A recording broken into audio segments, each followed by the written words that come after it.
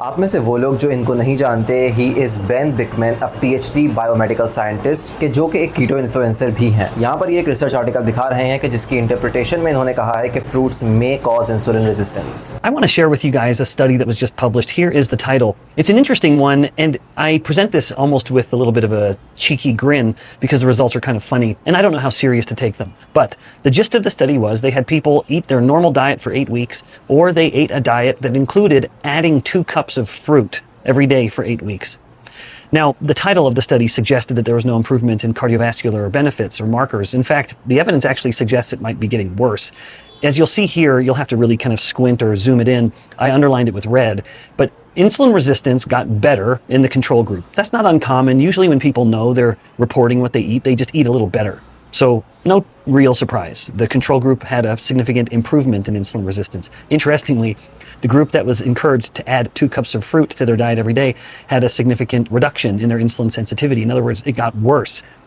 Now, this is where I think we can smile a little bit. I'm not actually suggesting that fruit is harmful, but it I think certainly can be, and there are people who might be eating too much of it. I've once heard it said that fruit is the candy of the type 2 diabetic. Maybe this study lends some truth to that idea. अब इस study के अगर हम table 2 के अंदर देखते हैं तो इंसुलिन रेजिस्टेंस इंप्रूव हुई कंट्रोल ग्रुप के अंदर, लेकिन वहीं पे उस ग्रुप जिसने फ्रूट्स को इंक्लूड किया उनकी इंसुलिन रेजिस्टेंस मजीद खराब नहीं हुई। यहाँ पे स्टैटिस्टिकली सिग्निफिकेंट रिडक्शन थी इंसुलिन सेंसिटिविटी के अंदर, और यहाँ पे जो छोटा सा 1 नजर आ रहा है लिखा हुआ, ये इंडिकेट कर रहा है कि दोनों ग्रुप्स के अंदर सिग्निफिकेंट डिफरेंसेस थे। मतलब कि इंसुलिन सेंसिटिविटी कंट्रोल ग्रुप में सिग्निफिकेंटली बेटर थी देन वो ग्रुप जिसने फ्रूट्स खाए। लेकिन उस ग्रुप जिसने फ्रूट्स खाए उनके अंदर कोई वर्सनिंग कंडीशन नहीं थी, यानी कि इंसुलिन रेजिस्टेंस बढ़ी नहीं, ना इंसुलिन सेंसिटिविटी कम हुई। लेकिन अब सवाल यह है कि जिस ग्रुप ने फ्रूट्स नहीं खाए तो उसकी इंसुलिन सेंसिटिविटी इंप्रूव हुई कैसे? उसकी वजह यह है कि इसका कोई ताल्लुक उनके फ्रूट कंजम्पशन से था ही नहीं, क्योंकि अगर हम टेबल नंबर 5 के अंदर देखें तो जो कंट्रोल ग्रुप है जिसने फ्रूट्स कंजम्पशन नहीं की, उन्होंने अपनी कैलोरी इंटेक को कम कर लिया था, और दोनों ग्रुप्स के अंदर सिग्निफिकेंट डिफरेंसेस थे कैलोरीज इंटेक के अंदर, और ये डिफरेंस था 250 किलो कैलोरीज का। यानी कि वो ग्रुप जो फ्रूट्स कंजम्पशन नहीं करा कंट्रोल ग्रुप, उसने 250 कैलोरीज कम कंज्यूम की ऑन एवरेज कंपेयर टू वो ग्रुप जो फ्रूट कंज्यूम कर रहा था। लेकिन स्टिल उनके अंदर भी कैलोरीज कम ना करने के बावजूद सिम्टम्स और इंसुलिन रेजिस्टेंस मजीद खराब नहीं हुई। तो इस टाइप के कंटेंट सिर्फ और सिर्फ फियर मेंगरिंग के लिए है कि फ्रूट्स आपको इंसुलिन रेजिस्टेंस करते हैं, तो ये कहना कि फ्रूट्स डायबिटिक लोगों की कैंडीज हैं इज टोटली